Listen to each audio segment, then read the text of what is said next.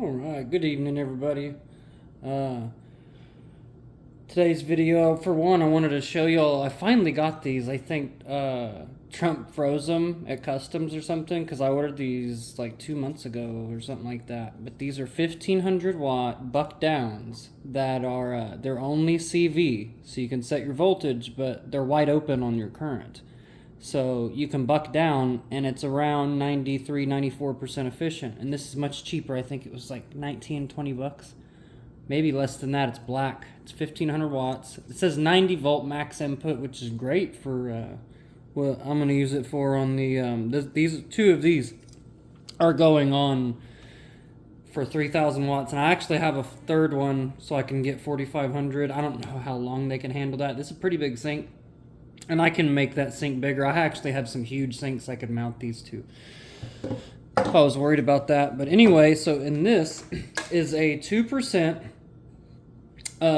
tolerance, 2% tolerance Gauss meter, Tesla meter, or it's a Hall sensor. It's got a Hall in there. So going and check, I'll go ahead and take it off because it's real sensitive. Yeah, it's on right now. So didn't want to show you. So real sensitive. It senses any, and it's just a little tiny sensor at the end of this. That's a ruler. I believe that's inches, maybe? No, I don't know what that is. I'd have to measure it, sorry. But that's tiny, man. That's like a grain of sand probably, or a grain of rice. Maybe two of them side by side. Anyway, try to zero it out. So now I wanted to show you this ECM real quick. So this is a, I believe this is 3/4 horse. It was a prototype ECM. I got it from work. It was scrap. This is the, it's a new style rotor. It's where they use shaped fields for this. The magnets are internal.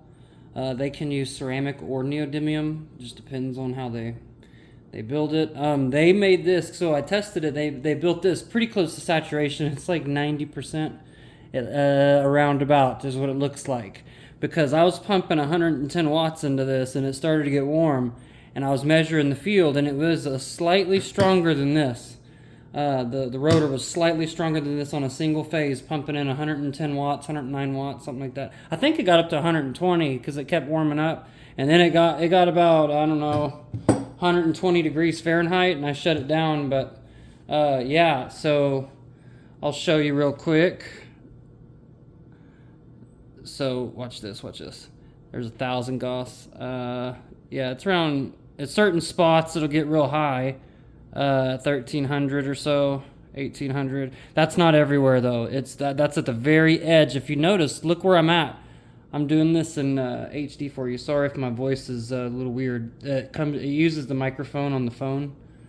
So, but yeah, notice it's not the same all the way across. They were shooting for that. They did pretty good trying to even this out. And of course it drops off in the middle because each one's a pole. So it's just a double focused magnet on each one of these iron poles. So they don't have to have a permanent magnet. So it's about 1000 Gauss all the way across. It's a little higher in some places. You have to kind of average it out, but now hopefully you can see those numbers, right? Yeah. Hopefully I wasn't sagging too much. Yeah. So now I'm gonna for my next trick. So right now, I don't know which one it is. It looks like it's that one. Got lucky the first time. Let's double check another one. TAF. Yeah, this is the good one because it's wired star. This motor's wired star, so 150 Gauss. All right, let's do 3 amps. See what that gives us. Wrong pole, I think. No? Yeah, close to doubled. To get to the hot spot on this, yeah, close to doubled. Yeah, if I get to the edge, it gets even higher. On the edges, yeah, it's just little spikes. It's just little areas, like especially at the end. Now let's take it on up. Bring her on up about 105. I can't do this real long. Where was it? So yeah, I was getting let's see. Yeah. Ooh, yeah. So certain spots, that's on the very edge. Look where I'm at on that motor right there. I'm on the very edge, and it's stable. So that tells it, oh, 5,000. Now it's, so it's a little weaker over here, isn't it? Oh, it's between these two. Yeah, it's because they're connecting, yep. So let's go ahead and shut that down. That's probably getting warm. I was running it for a while. Yeah, it's a little warm. It's probably about 100 degrees. So, yeah, pretty cool. Oh, don't get all caught up, please. That's sensitive.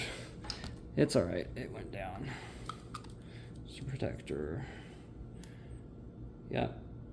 I know it's in Chinese, but this was, I can't remember, the 75, 80 bucks from AliExpress. 2%. They had a 1%. It was around 90 bucks. And these are good meters. They have a lot of good reviews, and they're very accurate. So if you needed cheap Gauss, there's a couple other ones too you can get that are decent, even on Amazon. But I like this one, man. This is 2% tolerance. It was good enough for me. You can get a 1% or a 5%. I think it's 40 or 50 bucks. So good to have. Go ahead and shut this off. And it just charges. It's got a USB-C, I believe. A lot of the new meters come with lithium batteries, which is nice. But yeah, so I was anticipating this. It's got a bunch of 100-volt caps on it. Looks like they are 150 microfarad, 150 UF each. So they've got 10 of them on there. Whatever that is, 1500 or whatever. I don't know, but this can take 90 volts, right? And the output's stable. And I put a load on it. I had 2 resistors, and I was getting, I think I was doing 70 or 80 watts out of this. And the voltage actually went up a little bit, I guess because it was sensing load and it started dumping a little more. Because idle current, this was only like 1 or 2 watts, which is pretty amazing. I think maybe 3 if you have the voltage weird, but yeah, it worked good. Seemed to. We'll see under a load. I didn't have it hot, so we'll see. But these could charge your batteries. They could be 48 volts because you could run your ECMs at even 120 volt ECMs like these. You get them spinning around 900,000 RPM, you're gonna see some pretty high voltage, especially if you leave a wired star the way it is. You're gonna see a pretty high voltage. So, and this got thicker winds. I can't remember. This is 120. No, yeah, this is just a 120. 120. So it's probably got, I don't know, 18 gauge or something in there. It's definitely not 16. It's probably 18, 19 gauge. Maybe even thinner than that. Maybe 20. But still, I think it was 8.4 amps is what this can put out. So I could expect at least 4.4, whatever, 4.3. And then, but the thing about this diesel is that the diesel engine is going to spin these much faster than when I'm used to spinning them. So I might be able to squeeze quite a bit more. I might get closer to the full rating. I don't know, especially if I don't know. I have to make sure I don't go over on the rating, but I can still technically go up to 11 amps. If this is rated for 11 amps, then I should, if I can spin it fast enough to get 11 amps out and keep the voltage stable while I'm like fast charging a battery, or I don't know, it could be anything. It could be running an inverter with a load. Because, and another thing is that as long as your voltage goes between, say, 60, if you had a 48 volt system, you would want this you'd have to speed regulate it to 60 to 90 volts, which is a pretty good range, man. Go to 75, go to 80. The higher the voltage, the less wiring you need to get to this, right? And there's other boards you can do, and there's other ways you can do this too, but this is AC. If you use it as a generator, you're going to have to rectify it. Just a 3-phase bridge rectifier. It's cheap. You can get a 50 amp one, I think, that's like 1200 volts, which is great. It's fine. It's got some leakage. Those are cheap. I like to build my own ultra fast because they're actually much better leakage effect, and I like ultra fast because I can spin these pretty fast. It's higher frequency than normal rectifiers used to, usually used in, because a normal rectifier is good up to at least 400 hertz. But you start to see a loss. Like I can see the loss once it gets above about 120 hertz. I start to notice it's dipping on even standard diodes. Of course, they're cheap from China, right? So most of them. So that's why, because it's meant for 60 hertz pretty much. You don't want to go much more than that because at 60 hertz they perform great. But you went to 120 and you start to see the negative dip. So anyway, I like ultra fast, but yeah, this is a good option. If you want CC too, you can do that. You can buy these in CC.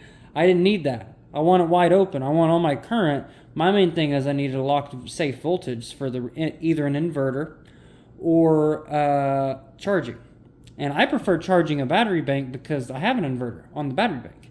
So I can put an inverter. I'm going to try an inverter on it because this will give me 3,000 watts. I could even put a third one in the mix to make sure I got it covered and get my full 3,000 watts and see if I can make sure I can do it. Because that's realistic because these aren't super efficient. So I might, I should be able to push that pure sine wave pretty hard, at least with a full heater with 2 of these. And these will get warm. The fans will kick on. As long as they can breathe, they should run. At least they're rated at 50. They say 1,500. It's probably more like 800-900 is what you would be safely running this at. About 800-900 is what it looks like to me, realistically. If I put it on a bigger heat sink, maybe more. So didn't mean to make it this long. This is a little more educational. I'm gonna make a rant video about Reddit, but that's coming soon. I'm still cooking on this one. Still cooking on this one because I don't comment on Reddit anymore. But because I shut it, I had removed the app. I don't know what they're saying anymore. I replied to one mod and he was actually pretty polite, but I said what I said and then we were done. And then I got another message or a couple messages and then I just deleted the app and I ignore in the email. So because they're a bunch of leftists, dude. And I'm not even political really, but it's like. It's hardcore. Like, it's like they're hardcore, man. And I'm like, oh, I don't want to see this crap. So I'm like trying to hide. And it's still popping up. And I'm like, man, I just don't want politics at all. I just want to see the stuff, man. I want to see the aliens and UFO. It was UFO group and UFOB. Their mods are weird. I'll tell you a little bit about it now. I'll go in more in depth later. But, yeah, the mods are weird, man. UFOBs, I still like that forum. They're a good forum.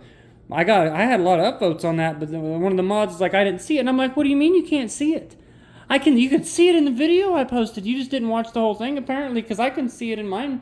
And maybe it didn't upload the right resolution. I don't know. I'm not a Reddit expert, but I didn't hold it back. I didn't say don't do it. I mean, I did it in 720, so it should have been 720 HD. So I don't know. I don't know why, but I could see it clear as day as a triangle. I mean, but one commenter did say it could be a B2. Spirit, that's possible because they have quiet engines, pretty quiet.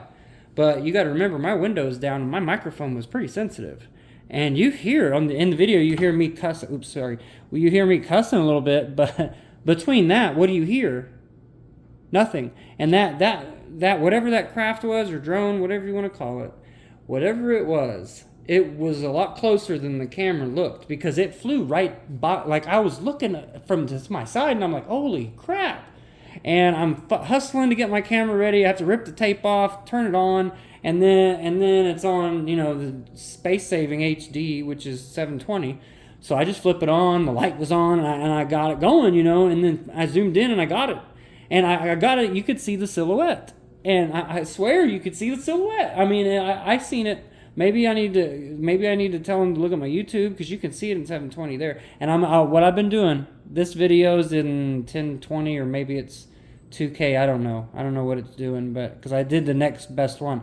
So, but what I'm doing by default is I'm leaving my phone in 4K, 60 frames on default. In case I see another one, the moment I turn my camera on, it's going to be ready. Okay, so we'll be ready. I'm not bringing any other equipment to work right now. I'm not bringing the flea or anything. I don't know. I'll think about it. I might. I don't know. I have to think about it. Yeah, because I don't know if I really want to put that on public if I capture it again. Because I already be real careful. Yeah. So yeah, I got a camera that can see it pretty good. I didn't have it that day. I didn't have it today. I didn't have it. So, but I could have seen it. I could have definitely seen it because you could look at my videos on YouTube. I got a bunch of them where I look at a plane and you can tell it's a plane. So I wished I had it because I had the window down because you can't look at through with a FLIR through glass because the glass blocks the heat. Anyway, all right. Sorry it's this long, but yeah, get you some good meters, man. This isn't the best. It's like $90, $80. I got it used for 60. It's M700. This has got a nice little range. It's not a, you know, it's not a fluke, but to me, it's like in between a fluke and real cheap crap. And then this best one was 90 bucks. Cheapest one was 40, 50 bucks. This one was like 65. I can't remember if it was 60 or 70 bucks. This is the 2% tolerance. It even says on the back there, if you could see it. Yeah, 2%. So, yep. I think these were 18, 20 bucks. ECMs are free, man. Go to your junkyard. Pick them up. I prefer 120, 240. If you're trying to make a generator, 120 is your best friend. You can do the 120, 240 hybrid. That's okay, because usually the windings are the same. If it's 240, you can use that, but you're going to have reduced current when your load drops it, because you're going to have a load droop that you got to tolerate when this is under load, and you can compensate with that. Once you get your speed up, you can compensate for your load with this.